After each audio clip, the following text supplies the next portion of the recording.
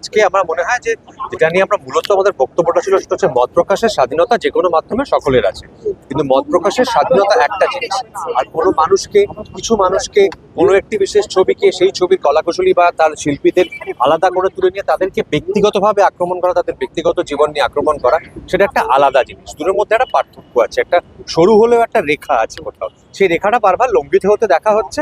তো সেটার জন্যে কলকাতা পুলিশ আমাদের কিভাবে সাহায্য করতে পারেন যাতে ব্যক্তিগত আক্রমণ, ব্যক্তিগতভাবে থ্রেট করা এগুলো যাতে না হয়, আমি সেই জায়গার একটা প্রয়োজন অনুভব করেছি। সেই জন্য আজকে আমি এই মিটিংটাতে এসেছি এবং সেখানে আমি এসে দেখেছি যে মাননীয় নগরপাল এবং কলকাতা পুলিশের আরো সমস্ত সংশ্লিষ্ট যে ডিপার্টমেন্ট তারা প্রত্যেকে আমাদের আশ্বাস দিয়েছে তারা সর্বতরকমভাবে আমাদের সাহায্য করবে, যাতে এই ব্যক্তিগত আক্রমণ এবং এই মানে একটা বিশেষ উদ্দেশ্য নিয়ে যে ব্যক্তিগতভাবে লাঞ্ছিত করা সেটা যাতে না হয়।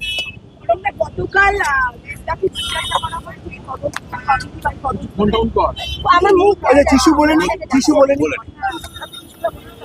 না না, আমার কপি পেস্ট, আমার বলার কিছু নেই। যেটা পরম বললো এক্স্যাক্টলি সেটাই বলবো যে there's a very thin line between saying something to someone R disrespecting someone। তো সেই জায়গায় দাঁড়িয়ে আজকে আমাদের যা যা বক্তব্য ছিল আমরা সমস্ত কমিশনার পুলিশ আমাদের ওয়েস্ট বেঙ্গল আমাদের জানিয়েছি এবং উনি বলেছেন, উনি আশ্বাস দিয়েছেন যে যত রকমভাবে সাহায্য করা যায় ওনারা আমাদের সাহায্য করবেন এবং কিছু কিছু ওনারা পয়েন্টস বলেছেন যেগুলো আমরা এখানে আর ডিসকাস করছি না, but we are very hopeful about it. Thank you.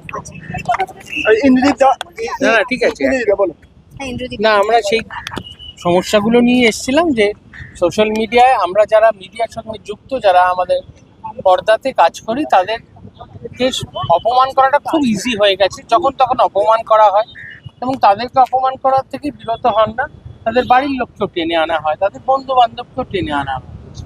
তো সেই জায়গাটা থেকে কোথায় আমাদের মানে এখানকার সাংবিধানিক উপায় কিভাবে এই জায়গাটা থেকে রেমেডি পাওয়া যায় এবং কারোর কোনো ক্ষতি না করে, এই জায়গাটা একটুখানি আলোচনা করার জন্য আমরা এসেছিলাম নগরপালের কাছে।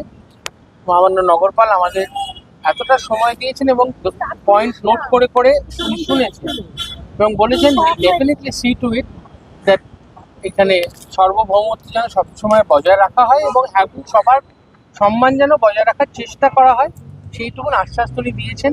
এবং উনি যে সময় ধরে শুনেছেন, আমার কাছে মনে হয় এটা আমাদের পক্ষে একটা বড় কথা।